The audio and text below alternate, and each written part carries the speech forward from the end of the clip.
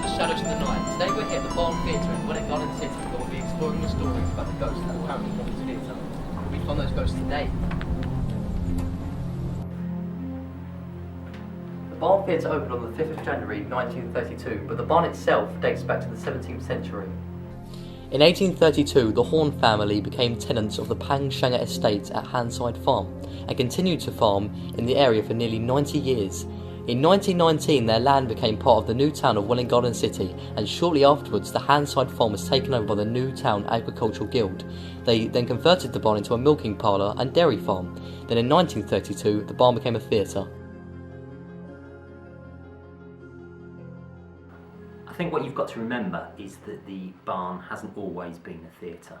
It has been a working dairy barn for a number of years.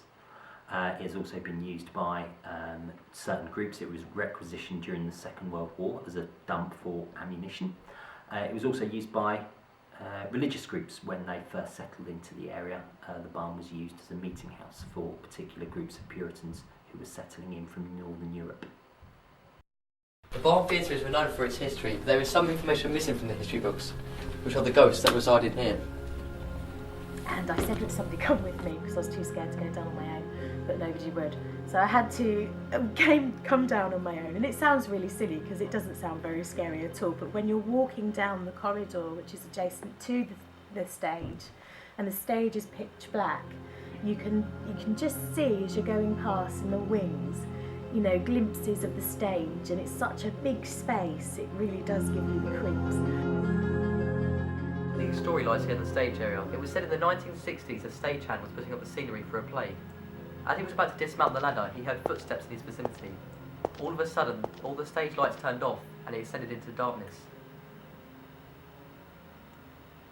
Shortly after the stage lights turned back on, he looked at the control panel on the back of the auditorium and realised that nobody was there.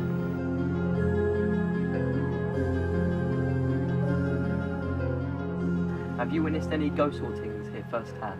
Not personally, I've heard of various stories. In fact, I was just told one this morning by Mr. Wallace.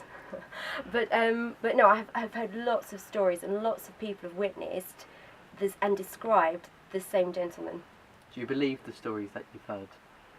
Yes, I've heard it from people that would be the least likely people to, in my opinion, to believe in ghosts. So I totally believe it, and everyone I've spoken to has described this older gentleman almost down to what he's wearing, and the way he points as well when he comes towards them, and then he disappears.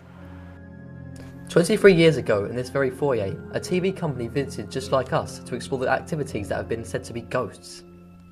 They also brought in a medium along with them in an attempt to bring in more information on a spiritual level.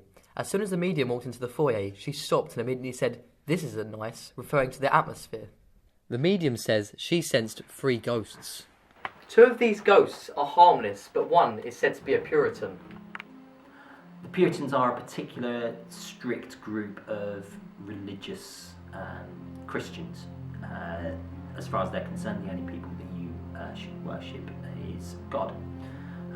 They famously took over the running of London around the time that Shakespeare was writing, and so they were the ones who banned Christmas. They were the ones who shut down all the theatres in London, which is why Shakespeare's Globe Theatre is found on the South Bank, because the theatres weren't allowed to run. Now, the idea that there were Puritans who settled into the area from Northern Europe and used the barn as a meeting house, you can understand why perhaps one of them would be back from the grave haunting the building, because they don't like the idea of what was once their meeting house suddenly being used as a bar, and also being used as a bar where there is a theatre.